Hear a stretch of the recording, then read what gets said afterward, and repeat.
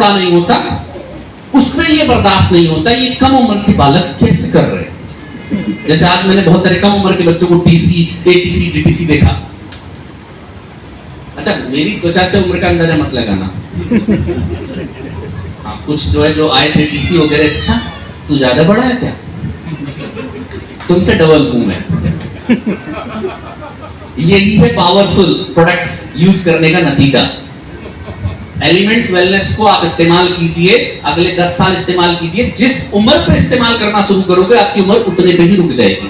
तो मैंने 24 साल पे शुरू कर दिए थे, इसलिए 27-28 का, बाकी कोई मैटर नहीं है। तो मैं इधर से काम दिखाना आया और आने के बाद सबको प्लान दिखा रहा था, अच्छा खासा प्लान चल रहा था। प्लान चलते चलते अचानक से बुजुर्ग से बैठे रहते, वो घूर घूर के मुझे देखे जा रहे हैं। और मैं भी जब बार बार मेरी नजर पहुंचे ऐसे कन्फ्यूज से देख के, वो घूरे, मैं भी नजर हटा लूं, और उसका बुड्ढे के की रख पे हाथ रख दिया हो। फिर लास्ट में जो है उसने मुझसे कहा, बाकी सब चीजें अच्छी हैं, प्लान आपका बहुत अच्छा है, लेकिन क्या गारंटी है इसे खा के अगर कुछ हो गया तो। हम कवचप्राश लेके आए थे साहब, 850 रुपया उसकी डीपी, अच्छे लोग तो खोलते भी नहीं उसको। मैंने कहा सर ऐसा नहीं होता है, इसे खाने से कोई नहीं मरेगा। देखो जिसके साथ ही घटना हुई थी वो मुस्कुरा रहा, बैठ के देख रहा है। तो अब वो बुजुर्ग साहब आके बैठ गए और बोले कि इसे खा के मर गया तो मैंने कहा कि जा भाई तू जरा ये डब्बा लेके आ। डब्बा लाए, हमने खोला, हमने खुद खाया। मैंने कहा देखो बाबा हम तो नहीं मरे, मैंने कि तुम भी खाओ। और उसने डरते डरते, क्योंकि पहले मैंने खा लिया तो उसने भी खाया। होटल में हम बैठे हुए थे, तो कौन सा होटल था सबसे पहले रुकते थे, इसमें लिफ्ट नहीं थी, रेजेंसी, यस। अभी जैसे ही खाने के बाद मैंने कहा अब बताइए आप शुरू करें बिजनेस।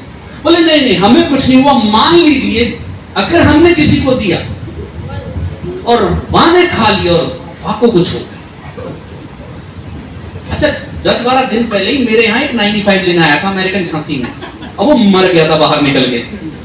हमारा बबलू अन्ना की हॉर्न दिया था उसने गाड़ी, वो गाड़ी के हॉर्न देते सुन के मर गया था। तो ये बात विख्यात पहले से ही थी। मैं उठा गुस्से से और मैंने कुर्सी हटा के ऐसे कड़ी मारी उसकी। तो जो मेरे साथ 2-3 लड़के थे वो डर गया, क्या कर रहे हो, कर नहीं रहे, कुर्सी इधर। मैं गया उसके पास से, बेटे कुर्सी इधर, सुन ऐसे कोई मरता नहीं है, पहली बात। कुंदी तो ऐसी बनती है, मरता नहीं है, पहले बोलो मरता नहीं है, ऐसे मर जाएगा। क्यों मर जाएगा, बोले फिर भी मर गया तो। मैंने मर गया तो सुन क्या होगा, तेरी होगी सुताई, जिसका मरेगा वो ठोकेगा। बोले तुम्हारा ब्याह हुआ है, बोले हाँ। बच्चे हैं, बोले हाँ। तेरे बच्चे करेंगे वकील, और वकील कोर्ट में ये साबित करेगा कवचप्राश खाने से नहीं मरा, और तुम हो जाओगे बाइज्जत भाई।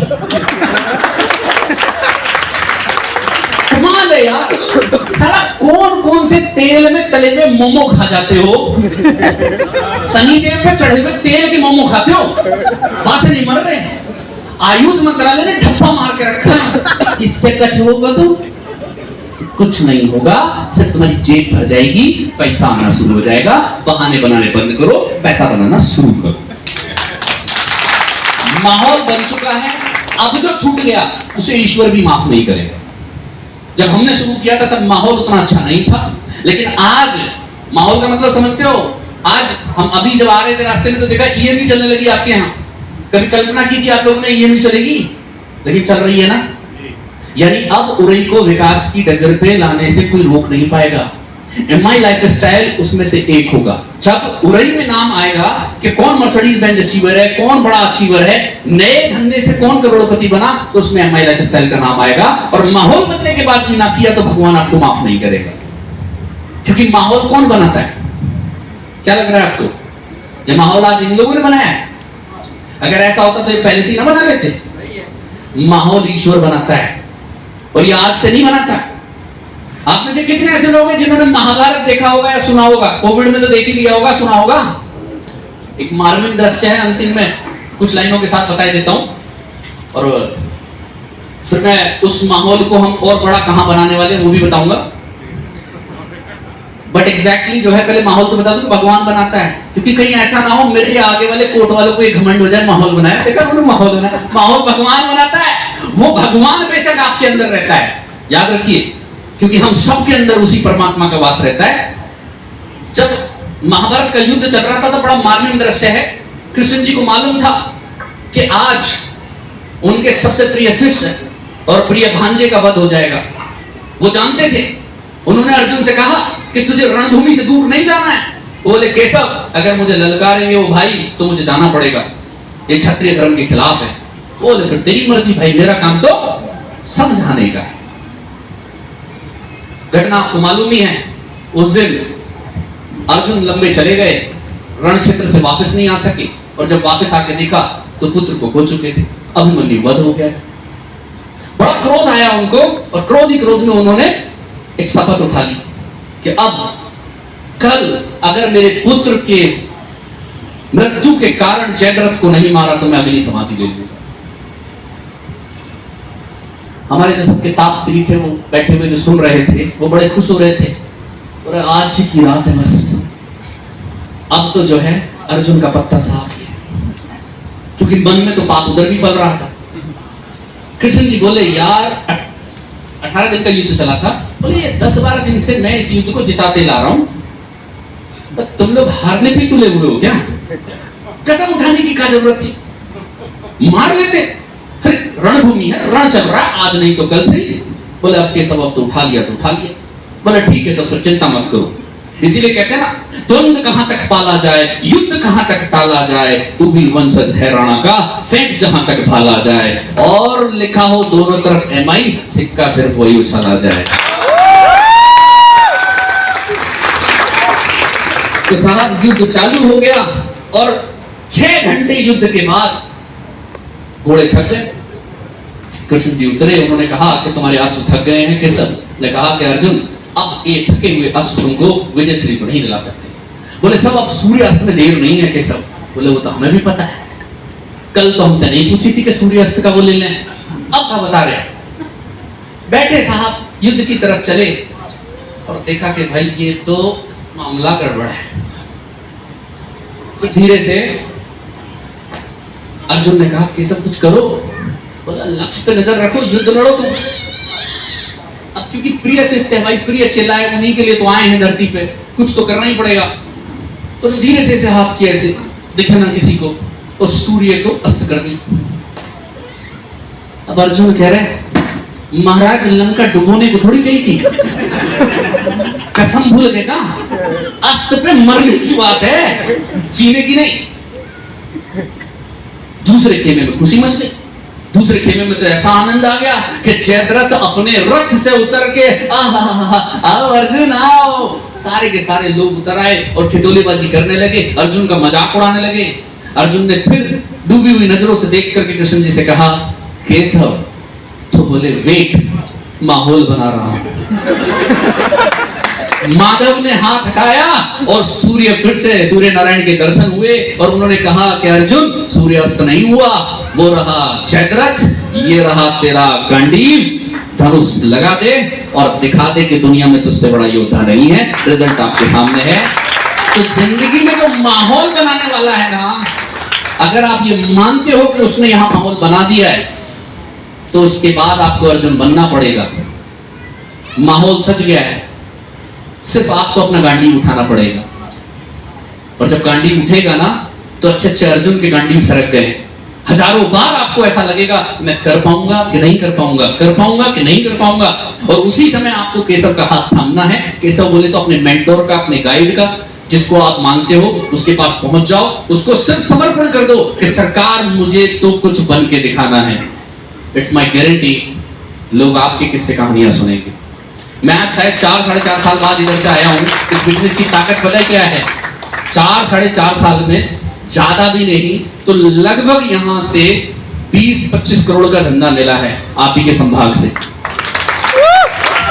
तो समूचा ऋण उतारने आया हूं भाई, कोई एहसान करने नहीं आया। हमारे साहब पूछ रहे सर बहुत दिनों में आए, मैं इसलिए समूचा ऋण उतार देता हूं, क्योंकि मैं वो शख्स हूं जो अन्न का ऋण उतारे बिना सोता नहीं।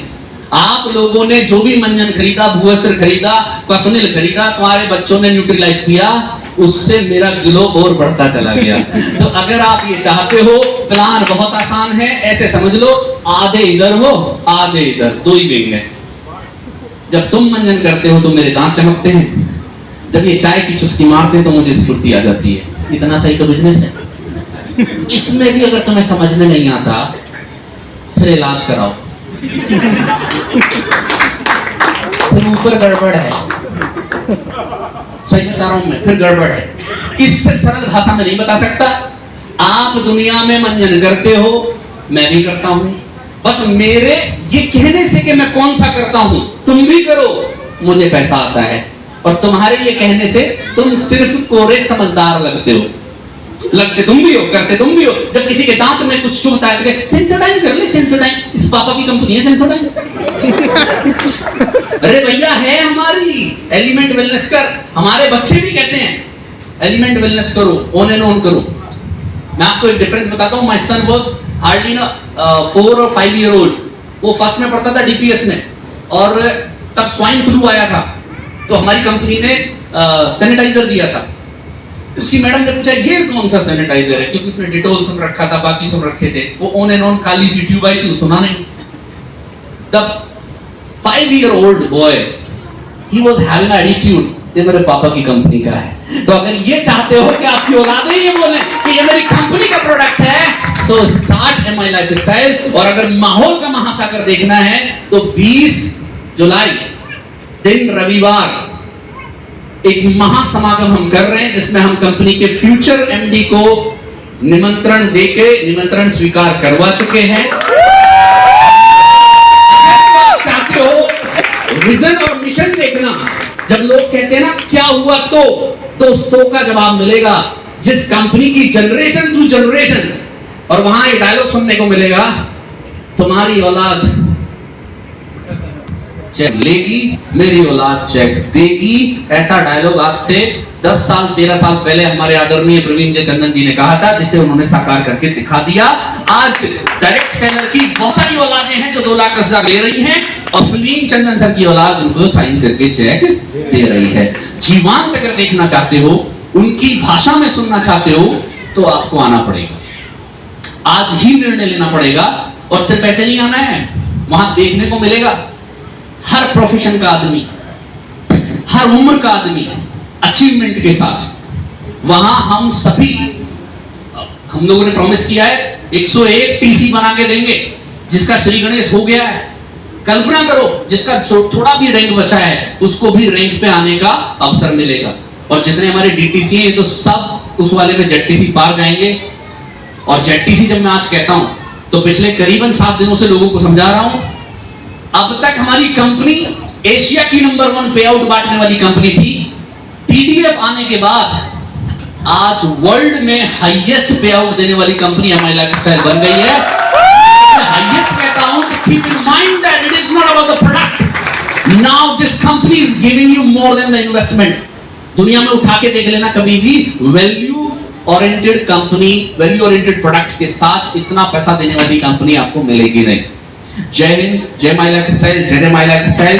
और आज मैंने बड़ी विनम्रता से किसी की रिकॉर्डिंग को बाधित नहीं होने दिया है, तो उसके लिए मैं धन्यवाद का पात्र हूं। थैंक यू, आप सभी का बहुत बहुत आभार। आप लोगों ने पेशेंस होने के बाद, अपना पेशेंस रखने के बाद सुना है, तो कृपया अपना पेशेंस बनाए रखिए। जय हिंद, जय माई लाइफस्टाइल, जय जय माई लाइफस्टाइल।